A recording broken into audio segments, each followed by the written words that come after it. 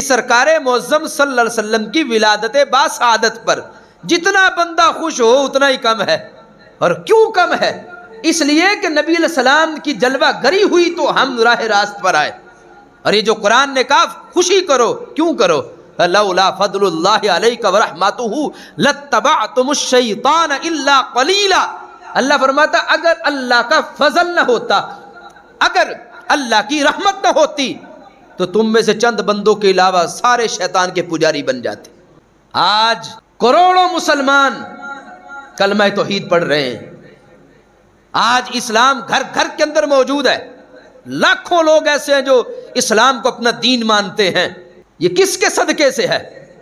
امام احمد رضا بریلوی فرماتے عطائے عرب جلائے کرب فیوض عجب بغیر طلب. یہ رحمت رب ہے کس کے سبب؟ برب جہاں تمہارے لیے. یہ ہمارے آقا علیہ السلام کی جلوہ گری کی وجہ سے. اللہ فرماتا اگر میرا فضل اور رحمت نہ ہوتی تو تم میں سے چند کے سوا سارے شیطان کے پجاری ہوتے. آج ہم میلاد کی خوشی اس لیے مناتے ہیں کہ اگر رسول اکرم صلی اللہ علیہ وسلم کی ذات اقدس دنیا میں تشریف نہ لاتی تو ہم میں سے پتہ نہیں کتنے لوگ لات کو مانتے، کتنے منات کو مانتے، کتنے سورج چاند ستاروں کی پوجا کر رہے ہوتے اور جہنم کی طرف جا رہے ہوتے. سرکار کی جلوہ گری ہوئی. اللہ نے ہمیں دولت ایمان عطا فرما دی، ہمیں توحید کا نور دیا، قرآن کا سرور دیا اور رسالت کی چاشنی عطا فرمائی اور نبی علیہ الصلوۃ والسلام کی شریعت کی روشنی عطا فرمائی. اس لیے ہم خوش ہیں اور زمانے کو بتاتے ہیں راضی ہو کے ہم یہودی نصرانی نہیں، ہم محمدی ہیں. الحمدللہ ہم محمدی ہیں جن کو 15ویں صدی میں رب ذوالجلال نے بن مانگے اپنے محبوب علیہ الصلوۃ والسلام کی غلامی عطا فرمائی ہے، وہ ہم ہیں. اور یہ بھی بڑی بات قابل غور ہے، ربیع النور شریف میں آپ کو کوئی نصرانی خوش نظر نہیں آئے گا، کوئی یہودی خوش نظر نہیں آئے گا، کوئی قادیانی خوش نظر نہیں آئے گا، کوئی خارجی خوش نظر نہیں آئے گا، رافضی خوش نظر نہیں آئے گا. لیکن مقابلے میں سنی دیکھو، چہرہ بھی کھلا ہوا ہوگا، سینہ بھی روشن ہوگا. کیونکہ ہمارا واسطہ نہ رافضی سے، نہ خارجی سے، نہ قادیانی سے، نہ یہودی سے یا نصرانی سے، نہ ہندو سے، نہ سکھ سے. ہمارا رشتہ فقط مدینے کے تاجدار کے ساتھ. تو پتہ چلا نسبت ہماری قبول ہے اور جن کی نسبت قبول تھی رب نے ان کو فرح خوشی عطا فرمائی. اور آج جو دھتکارا ہوا نظر آئے ربیع الاول کے مہینے کے اندر بھی، تو پھر یہ سوچنا چاہیے کہ وہ تعلق کس کے ساتھ بنا رہا ہے. کیونکہ نصرانی بھی خوش نہیں، نجدی بھی خوش نہیں، یہودی بھی خوش نہیں، نجدی بھی خوش نہیں. تو یہ کس کے ساتھ ہے؟ پوری کائنات میں ایک طبقہ آپ کو 12 ربیع النور شریف میں خوش نظر آئے گا اور اس طبقے کو اہل سنت کہا جاتا ہے. یہ ہماری اللہ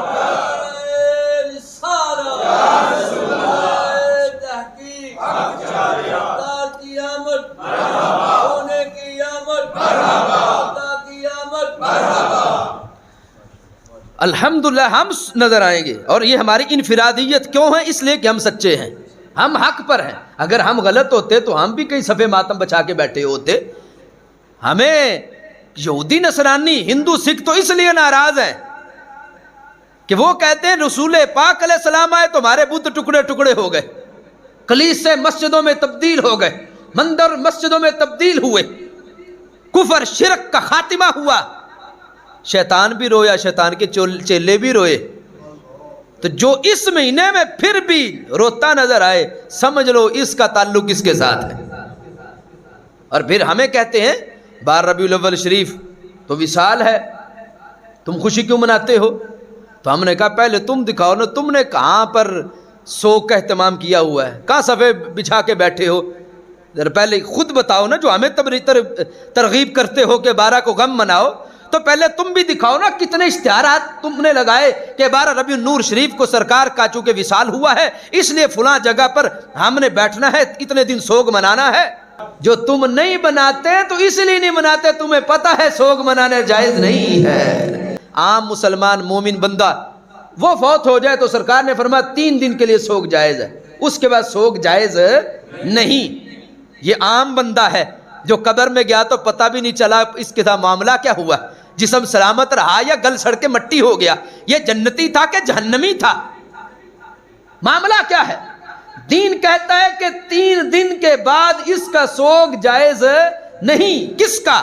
کہ جس کے آخری معاملات پتہ ہی نہیں، تو جب اس کا جائز نہیں تو وہ جو سید المرسلین ہیں جن کے غلاموں کو بھی اللہ نے حیات عطا فرمائی ہے، شہداء کو، وَلَا تَحْسَبَنَّ الَّذِينَ قُتِلُوا فِي سَبِيلِ اللَّهِ أَمْوَاتًا، رب نے فرمایا میرے راہ میں مارے جانے والوں کو مردہ گمان بھی نہ کرو، بل احیاء عند ربہم یرزقون، وہ زندہ بھی ہیں، رب سے رزق بھی پاتے ہیں، جن کا کلمہ پڑھنے سے اس محبوب علیہ السلام کے دین پر فدا ہونے والے بندے بھی زندہ ہیں، سوچو اس نبی رحمت کی حیات کا عالم کیا ہوگا۔